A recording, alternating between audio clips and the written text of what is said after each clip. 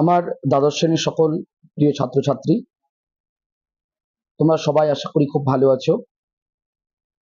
যারা 2025 সালে উচ্চ মাধ্যমিক পরীক্ষা দেবে তাদের জন্য এই ভিডিওটা খুবই গুরুত্বপূর্ণ। এতটাই গুরুত্বপূর্ণ যে তোমাকে আমি বলে বোঝাতে পারবো না। কারণটা কেন বললাম, যে আমরা যারা পরীক্ষা দেব তারা মাঝে মাঝে ভাবি যে কিরকম নোটস লিখলে বা কোন নোটসটা লিখলে আমাকে 5-এ 5 দেবে স্যার, অর্থাৎ বাংলাতে আমি 100-তে 100 নাম্বার পাবো। যারা বাংলাতে ফুল মার্কস পেতে চাও, যারা একদম প্রশ্নের উত্তরগুলোতে 5-এ 5 পেতে চাও, এই ভিডিওটা কিন্তু তাদের জন্য। দেখো, আমি কিন্তু তোমাদের এই যে ভিডিওটা নিয়ে এসেছি, যে ক্লাসটা নিয়ে এসেছি, ক্লাসে আমি শুধু বলবো যে তোমরা উত্তরগুলো কি করে করবে, কি করে উত্তরগুলো লিখবে এবং কোন প্রশ্নগুলো তোমরা প্র্যাকটিস করবে। এবং এখান থেকে তোমরা অবশ্যই কিন্তু যদি পড়ো, এর মধ্যে তোমরা 100% কমন পাবা, একদম 100% কমন পাবা এবং তোমরা 5-এ 5 পাবা। দেখো, আমি আলোচনা করছি এই কোন প্রশ্নগুলো আমাদের আসবে আগামী 2025 সালের উচ্চ মাধ্যমিক পরীক্ষায় এবং কেমন করে আমাদের উত্তরগুলো লিখতে হবে। প্রথম প্রশ্ন আমি রেখেছি, সত্য যে কঠিন, এই উপলব্ধিতে কবি কিভাবে উপনীত হলেন তা রূপনারায়ণের কুলে কবিতা অবলম্বনে লেখো। অথবা এই প্রশ্নটা আসতে পারে কেমন ভাবে, সে কখনো করে না বঞ্চনা, কে কখনো বঞ্চনা করে না, কবি কিভাবে এমন ভাবনায় উপনীত হয়েছেন। অথবা রূপনারায়ণের কুলে অবলম্বনে কবি উপলব্ধি নিজের ভাষায় লেখো। দেখো, উত্তরটা আমি কি করে তৈরি করেছি এবং আমার এই উত্তর লিখেই আমার স্টুডেন্ট কিন্তু যারা আমার কাছে পড়েছে তারা কিন্তু 99 পর্যন্ত পেয়েছে। তাদের ছোট্ট ত্রুটির কারণে 1 নাম্বারটা পায়নি, সে কিন্তু 99 পেয়েছে উচ্চ মাধ্যমিকে, বরাবরই পায়। দেখো, প্রথমে দিয়েছি আমরা উত্তর সংকেত, তারপরে উত্তর সংকেতে কি দিয়েছি, উত্তর সংকেত মানে হচ্ছে আমরা এই নোটসটার মধ্যে কি কি লিখবো তার যে পয়েন্ট, সে পয়েন্টগুলোকে আমরা উপরে মেনশন করে দিয়েছি। সে কখনো করে না সে কখনো করে না বঞ্চনা, অর্থাৎ যে কখনো বঞ্চনা করে না। আর দ্বিতীয় নম্বর পয়েন্ট হচ্ছে সঠিক ভাবনায় উপনীত। দেখো, আমরা কিন্তু সেই পয়েন্টগুলো কিন্তু আমরা করেছি। দেখো, সে কখনো বঞ্চনা করে না, এই যে আমরা দেখতে পাচ্ছ তুমি, এই যে 1 নম্বর পয়েন্ট, দ্বিতীয় নম্বর হচ্ছে সঠিক ভাবনায় উপনীত। এই নোটসটা দেখে নাও পুরোটাই, তোমরা কিন্তু এই নোটস থেকে কিন্তু তোমরা পুরোটাই কিন্তু টুকে নিও খাতায়। হ্যাঁ, তোমরা খাতায় কিন্তু টুকে নিও। দেখো, আমি নোটসটা দেখিয়ে দিচ্ছি। পরের প্রশ্ন দেখো, পরের প্রশ্ন হচ্ছে যে রূপনারায়ণের কুলে জেগে উঠিলাম, কে জেগে উঠলেন, জেগে ওঠার আসল অর্থ কবিতাটির মধ্যে কিভাবে প্রকাশিত হয়েছে তা বুঝিয়ে দাও।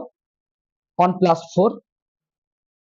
অথবা রূপনারায়ণের কুলে জেগে উঠিলাম, রূপনারায়ণের কুলে কবিতা অবলম্বনে কবির জেগে ওঠার স্বরূপ ব্যাখ্যা করো। পুরো 5। আমি তোমাদের একটা কথা বলে রাখি, আমার নোটসে যেভাবে প্রশ্নগুলো দেওয়া আছে, দাড়ি কমা ফুল স্টপ, দাড়ি কমা ফুল স্টপ পর্যন্ত তুমি কোশ্চেনের সেম কোশ্চেন পাবে। দেখো, আমরা আলোচনা করছি।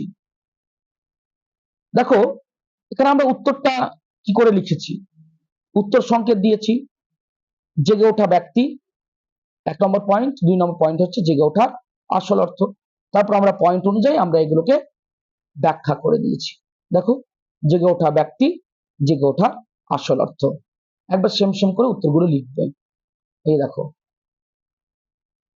তোমরা এগুলো প্রথমে স্ক্রিনশট করে নেবে, কিংবা দেখে দেখে তোমরা ভিডিওটাকে দেখতে পারো, দেখে দেখে লিখতে পারো। তারপরে প্রশ্ন দিয়েছি, মৃত্যুতে সকল দেনা শোধ করে দিতে। সকল দেনা বলতে কি বোঝানো হয়েছে, সে দেনা কিভাবে শোধ করতে চেয়েছিলেন কবি। 2+3। দেখো, এর সঙ্গে অল্টারনেট প্রশ্ন নেই, এর সঙ্গে ইকুয়েটেড প্রশ্ন, পারফেক্ট প্রশ্ন এরকম হবে না, তাই একটাই প্রশ্ন। উত্তর সংকেত দিয়েছি, দেখো, সকল দেনা বলতে যা বোঝানো হয়েছে আর সকল দেনা যেভাবে শোধ করার কথা বলা হয়েছে।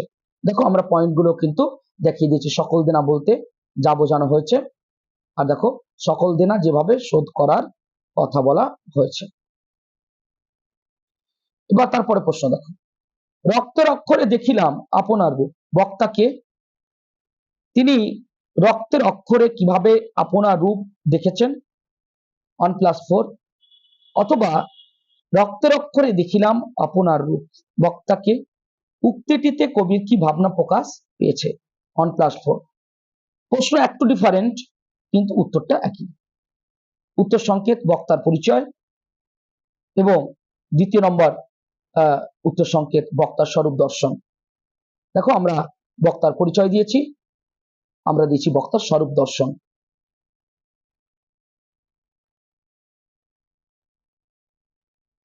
তারপরে প্রশ্ন, আমৃত্যু দুঃখের তপস্যায় জীবন। কবি জীবনকে কেন দুঃখের তপস্যা বলেছেন? এখানে কবির মনোভাব বিবর্তনের যে ছবি পাওয়া যায় তা নিজের ভাষায় লেখো। 3+2। অথবা আমৃত্যু দুঃখের তপস্যায় জীবন, উদ্ধৃতিটির মর্মার্থ বিশ্লেষণ করো। 5 দিতে পারে। উত্তর সংকেত দুঃখের তপস্যা বলার কারণ কবির মনের মনোভাবের বিবর্তন। দেখো আমরা উত্তরগুলো দুঃখের তপস্যা বলার কারণ, তারপর দেখো আমরা দিয়ে দিয়েছি কবির মনোভাবের বিবর্তন। তারপর দেখো, চিনিলাম আপনারে, কে কখন কিভাবে নিজেকে চিনলেন? এর ফলে তার মধ্যে যে প্রতিক্রিয়া হয়েছিল তা নিজের ভাষায় লেখো। অথবা চিনিলাম আপনারে, আঘাতে আঘাতে বেদনায় বেদনায়, উদ্ধৃতিটির তাৎপর্য বিশ্লেষণ করো। উত্তর সংকেত দেখো, যে যখন যেভাবে নিজেকে চিনেছেন, 1 নম্বর উত্তর সংকেত। 2 নম্বর উত্তর সংকেত হচ্ছে বক্তার মধ্যেকার প্রতিক্রিয়া।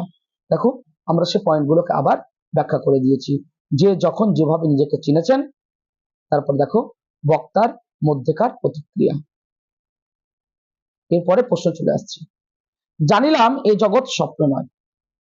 রূপনারায়ণের কুলে কবিতা অবলম্বনে কবির এই ভাবনার তাৎপর্য লেখো।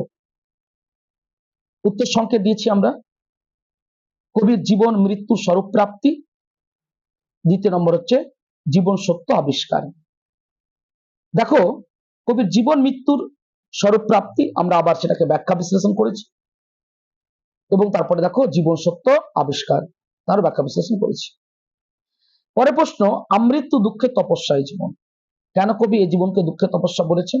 এখানে কবি মনোভাবে বিবর্তনের যে ছবি পাওয়া যায় তা নিজের ভাষায় লেখো। দেখো আমরা কিন্তু এই প্রশ্নটাকে এর আগে কিন্তু একবার আলোচনা করেছি। দেখো কি যেন প্রশ্ন ছিল, আমৃত্যু দুঃখের তপস্যায় জীবন, আমৃত্যু দুঃখের তপস্যায় জীবন, মৃত্যুতে সকল জন শোধ করে দিতে।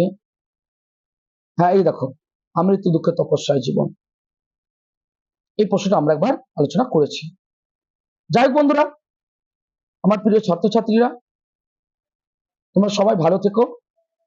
এই পর্যন্ত আমরা আলোচনা করলাম এই কয়েকটা প্রশ্ন, এর মধ্যেই কিন্তু উচ্চ মাধ্যমিকে তোমরা পেয়ে যাবে 2025 সালের যারা উচ্চ মাধ্যমিক পরীক্ষা দিচ্ছ, এই নোটসগুলো তোমরা প্র্যাকটিস করো। তোমাদের নভেম্বরে যে ক্ষেত্রে টেস্ট পরীক্ষা, আর মার্চের 3 তারিখ থেকে বাংলা পরীক্ষা শুরু দিয়ে উচ্চ মাধ্যমিক তোমাদের ফাইনাল পরীক্ষা। আমি তোমাদের সিলেবাসের সমস্তটাই নোটস শেয়ার করব, A to Z নোটস আমি তোমাদেরকে শেয়ার করে দেবো। তোমরা আমাদের এই চ্যানেলটাকে সাবস্ক্রাইব করো, বেল আইকনটা প্রেস করে নোটিফিকেশনটা অন করে রাখো, যাতে যে ক্লাসগুলো যখন দেব যেন তোমরা পেয়ে যাও।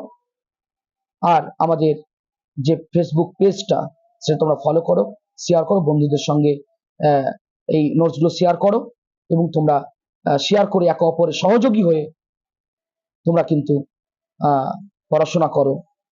অর্থাৎ তোমরা কিন্তু কারো, একটা কথা মাথায় রাখবে, প্রতিযোগী নয়, সহযোগী হও।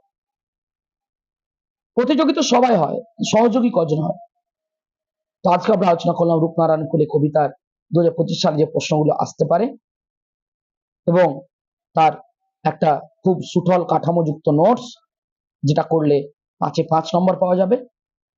তোমরা প্র্যাকটিস করো।